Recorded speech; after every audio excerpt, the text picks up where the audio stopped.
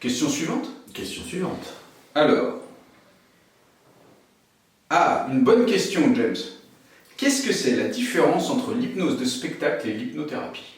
Ah, ça c'est une question qui revient tout le temps, et à laquelle je réponds quasiment tout de suite pour éviter quelques autres réponses.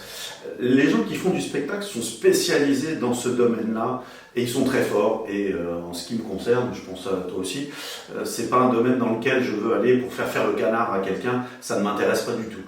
Donc ça, c'est des gens qui sont vraiment spécialisés dans ce domaine-là. La thérapie, on va aller s'attaquer en profondeur à la problématique et au fait de changer les habitudes des gens pour qu'ils aillent mieux. Et c'est quelque chose qui se passe vraiment tout en douceur, avec l'acceptation des gens, avec les suggestions qu'on va leur faire. Et généralement, les suggestions sont plutôt pertinentes et bonnes. Et les gens, quand ils viennent nous voir, de toute manière, sont en recherche aussi d'aller mieux, donc quelque part de se prêter au jeu. Ouais, c'est plutôt pas mal. Effectivement, l'hypnose de spectacle, ça reste avant tout du spectacle. C'est là pour divertir les gens, ça a besoin d'être spectaculaire.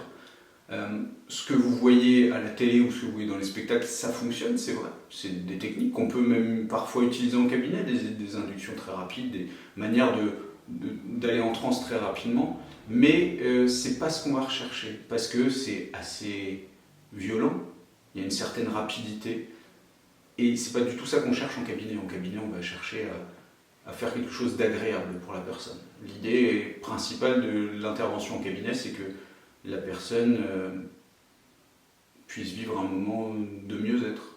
Voilà. Et petit détail, si je puis me permettre, dans la partie spectacle, faut prendre en considération qu'il n'y a que moins de 10% des gens qui sont réceptifs pour faire la partie spectacle, hypnose, etc. La partie thérapie, c'est 99,9% des gens qui sont réceptifs à la thérapie. C'est ça. En tout cas, à l'induction hypnotique. À la thérapie, ça c'est peut-être autre chose, il peut y avoir des réticences, il peut y avoir des choses comme ça, mais en cabinet, tout le monde est réceptif. D'ailleurs, je crois que c'est une des questions qui viennent après, mais c'est juste une histoire de temps.